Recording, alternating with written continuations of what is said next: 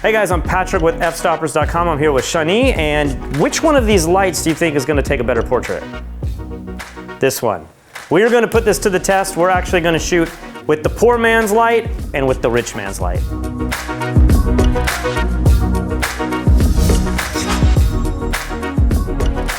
So the concept is we're just gonna take a beauty shot of Shani and we're gonna use 4 lights and we're just gonna build this up step by step and come up with one cool looking photograph. So for the first shoot, the rich man shoot, we're gonna be using Profoto B1s. These are their battery powered strobes. And what's nice about this is you can just put this up here on the stand and you don't have to have wires running or anything like that.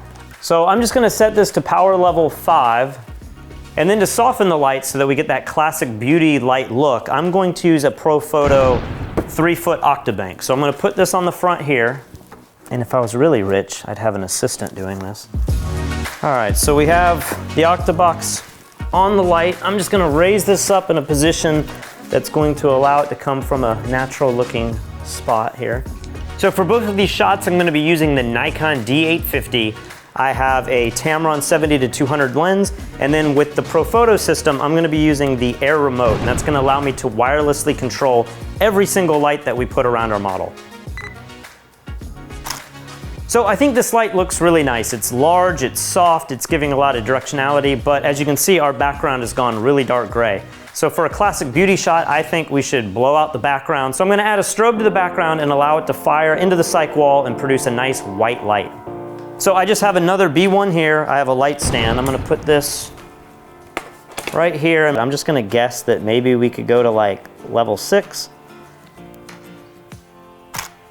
So as you can see, we now have a pure white background. Shani's face looks awesome, but I think we need a little bit more fill from the bottom. So in order to make this clamshell lighting work, we need to light from below. So what I'm doing now is I have a third light here, another B1, and I'm gonna put this on this low light stand. And of course, we want this fill to be really soft as well. So I'm going to add another light modifier. This is the Profoto strip box. It's a 3x1. If we add this here, so if my key light is set to 5, I'm just gonna take a guess and let's start with 2. That's gonna give me the lowest amount of fill and then we can always go up from there. So I think adding this fill light from below has done a great job filling in the shadows, and this is really your classic clamshell lighting setup.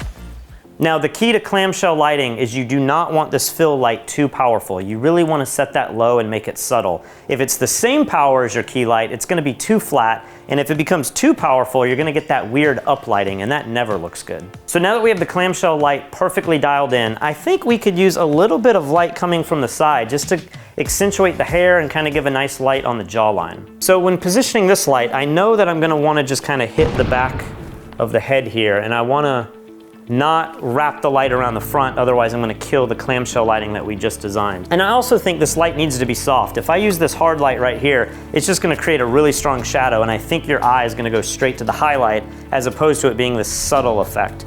So in order to soften this light, I'm gonna add the Profoto 2.7 square softbox to this light. And I wanna position this so it's very close, but it's just out of the frame. In fact, it might actually be in our photograph, but we can retouch that out. So I'm gonna guess the power here. I'm just gonna put this, let's go for 3. So it's gonna be just slightly stronger than our fill, but we can always adjust that from the remote. So when I look at this photo, it looks like it's still just a little faint. So I think I can turn up the light by about probably 2 stops, and I can do that here on the remote just by hitting the energy button twice. And so now I should have a full 2 stops extra on that kick light. Let's take a test shot.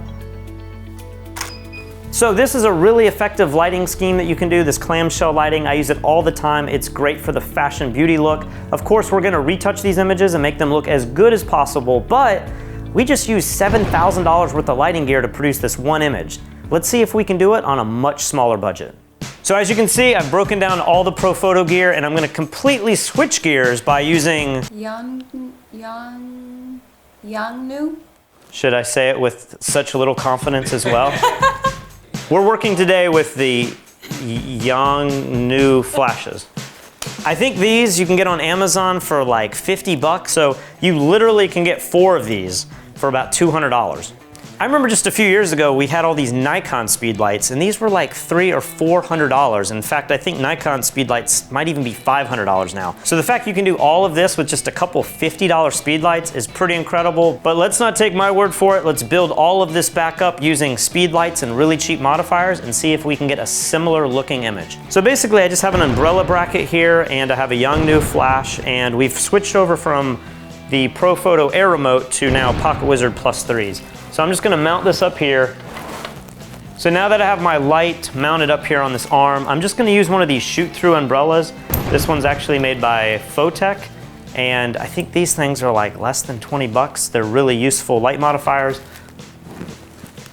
And essentially, this is going to allow our speed light to fire through this umbrella and give us kind of a similar look as the key light in the previous image. So I have this light now approximately in the same position as before, so let's go ahead and take our first test shot.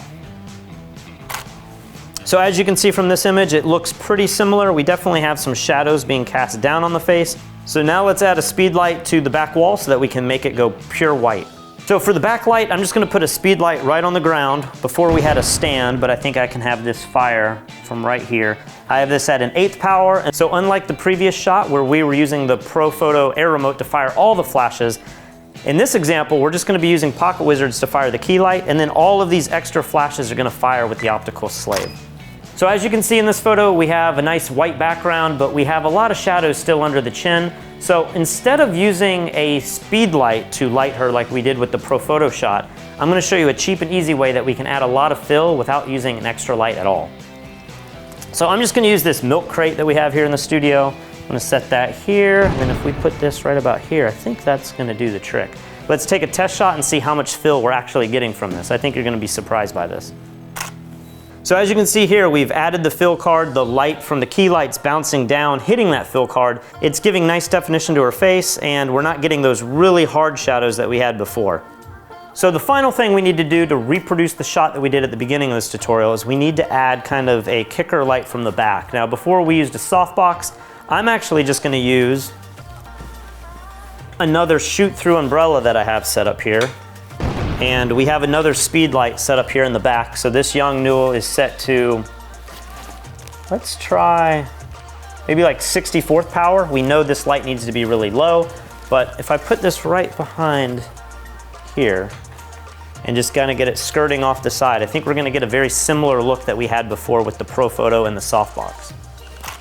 So as you can see, we've come up with an image that I think looks very similar to the previous shot that cost thousands of dollars to produce, with just a few $100s worth of speed lights and modifiers. Now I could stay here and really tweak these lights and move them around and try to get this as precise as possible, but I don't really think that's the point of this. And for a photo like this, I think your time is better spent really working on the posing, the expression, maybe kind of the hair details and that sort of thing, so you can get a killer shot as opposed to really moving the lights around and trying to tweak them perfectly to make this shot look like the previous photo. Now, for all of you YouTubers out there, they're gonna say, but you still use speed lights and Pocket Wizards and expensive gear. You could even use LED lights, you could use light bulbs, anything that produces a strong enough light for your camera, you could put in these simple umbrellas and get this exact same looking photograph. And you know, if you didn't have umbrellas, you literally could use bed sheets, you could use cloth, you could use pieces of foam core that you bounce the light off of. The important thing is really just the size of the light and then the placement of that light. How close do you have it to your subject? Once you guys are able to master these fundamentals, it really doesn't matter what kind of lights that you have. You're gonna be able to produce really killer shots with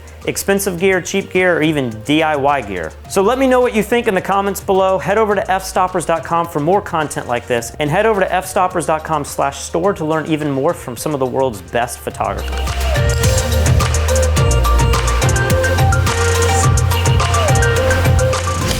It's the sound of quality right now. Is this what a rich man would use? We're gonna use it anyway.